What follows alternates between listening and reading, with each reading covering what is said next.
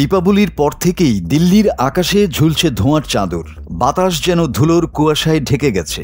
Air quality index ৩০০ ছাড়িয়ে খুব খারাপ পর্যায়ে। রাজধানীর মানুষ শ্বাস নিচ্ছে বিষে মেশানো বাতাসে। এই ভয়াবহ দূষণ থেকে মুক্তির আশায় দিল্লি সরকার ভরসা রেখেছিল প্রযুক্তির জাদুতে। নাম তার ক্লাউড সিডিং, অর্থাৎ কৃত্রিম বৃষ্টি নামানোর চেষ্টা। আইআইটি কানপুরের সহযোগিতায় মঙ্গলবার আকাশে উড়ানো হয় দুইটি বিশেষ বিমান। সেগুলো থেকে মেঘে ছড়িয়ে দেওয়া হয় ড্রাই আইস, সিলভার আয়োডাইড, আয়োডাইজড লবণ আর রক সল্ট। এই পদার্থগুলো সাধারণত মেঘে আর্দ্রতা জমিয়ে বৃষ্টির ফোঁটা তৈরি করে। কিন্তু সমস্যা হলো, মেঘে আর্দ্রতা ছিল মাত্র 15%। ফলে কোটি টাকার এই উদ্যোগে বৃষ্টি পড়ল কেবল কয়েক ফোঁটা মাত্র।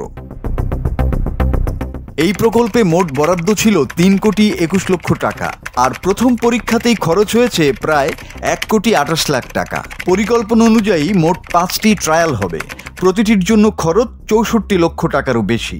দিল্লির পরিবেশ মন্ত্রী মনজিন্দর সিং সিরসা দাবি করেছেন, প্রচেষ্টা সফল, বাতাসের গুণমান কিছুটা উন্নতি হয়েছে। কিন্তু বিশেষজ্ঞরা বলছেন এটা প্রযুক্তিগত ব্যর্থতা। আইআইটি কানপুরের ডিরেক্টর মনীন্দ্র আগরওয়াল নিজেই স্বীকার করেছেন, এত কম আর্দ্রতায় বৃষ্টি নামানোর সম্ভাবনা খুবই কম ছিল।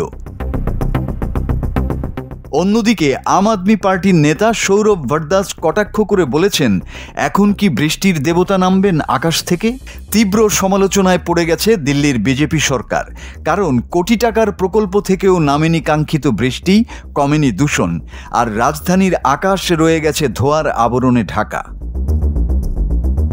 প্রযুক্তি যখন ব্যর্থ হয় প্রকৃতির সামনে, তখন একটাই প্রশ্ন জাগে, আমরা কি সত্যিই প্রকৃতিকে নিয়ন্ত্রণ করতে পারি?